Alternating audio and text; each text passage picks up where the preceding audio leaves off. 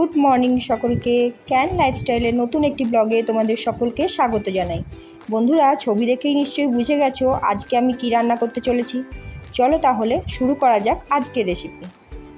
এই রেসিপি শুরু করার জন্য আমি নিয়ে নিয়েছি একটা এঁচোড় আর কয়েকটা আলু। এবার এঁচোড়টাকে আমি প্রথমে কেটে নেব। এঁচোড় আর আলু কেটে নেওয়ার পরই রান্নাটা শুরু করব।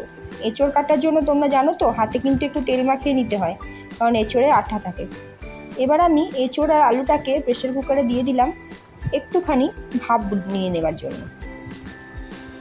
এই দেখো, মশলার জন্য আমি নিয়েছি টমেটো কুচি, পেঁয়াজ কুচি,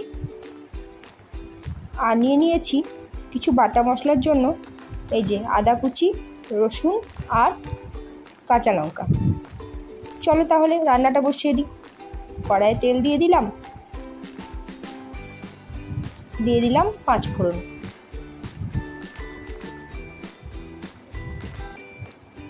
এবার পেঁয়াজ কুচিটা দিয়ে দিলাম লবণ, হলুদ।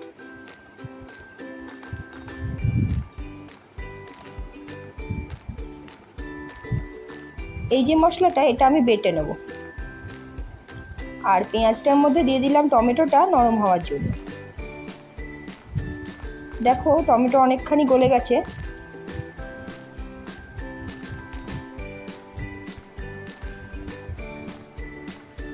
এবার এই যে মশলাটা আমি যেটা শিলে বেটে নিয়েছি, আদা রসুন আর কাঁচা লঙ্কা, ওটাকে আমি এর মধ্যে দিয়ে দিলাম।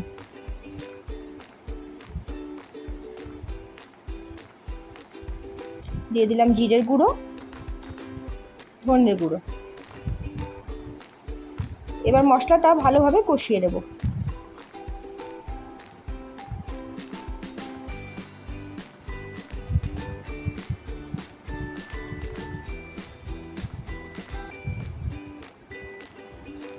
মশলা কষানো হয়ে গেছে।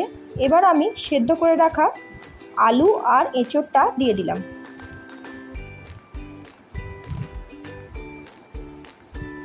এবার এটাকে খুব ভালোভাবে মশলার সাথে কষে নেব। একটু ধৈর্য ধরে কষতে হবে, যেন মশলাটা সম্পূর্ণ এঁচোড়ের আলুর মধ্যে লেগে যায়। একটু গরম মশলা দিয়ে দিলাম।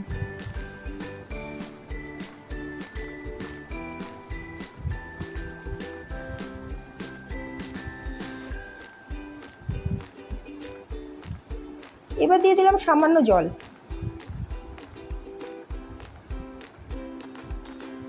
যেহেতু এটা কষা কষা হবে, এতে জল বেশি লাগবে না।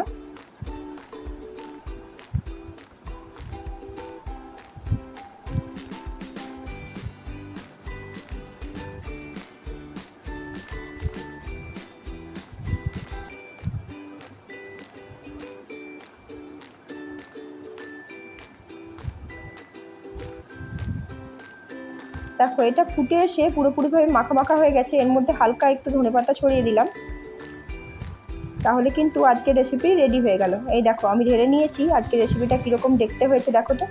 আর যদি ভালো লেগে থাকে তোমরাও কিন্তু বাড়িতে ট্রাই করে দেখো। আমার তো মনে হয় প্রত্যেক বাঙালিরই এঁচোড়ের তরকারি বেশ ভালোই লাগে। তাহলে চলো বন্ধুরা, আজকের মতো ব্লগটা এখানেই শেষ করছি। তবে ব্লগ শেষ করার আগে অবশ্যই বলবো, ভালো লাগলে লাইক, কমেন্ট, শেয়ার আর সাবস্ক্রাইব করতে একদম ভুলবে না। সাবস্ক্রাইব করে আমার পরিবারের একদম সদস্য হয়ে যাও, যাতে সমস্ত নোটিফিকেশন তোমার কাছে পৌঁছায়। তাহলে চলো, আজকের মতো এখানেই টাটা।